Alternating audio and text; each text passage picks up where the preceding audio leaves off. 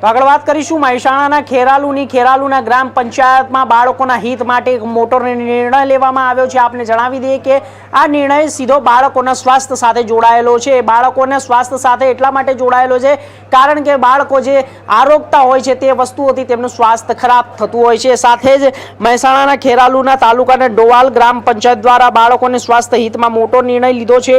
આજથી ગામમાં 5 થી 10 રૂપિયાના મળતા નાના પડીકાના વેચાણ પર પ્રતિબંધ મૂકી દેવામાં આવ્યો છે અને ખેરાલુ તાલુકાના નાનકડા એવા ડાવોલ ગામના લોકોએ પંચાયતને સાથે રાખીને બાળકોના આરોગ્યને ધ્યાનમાં રાખી બહુ મોટો નિર્ણય લીધો છે।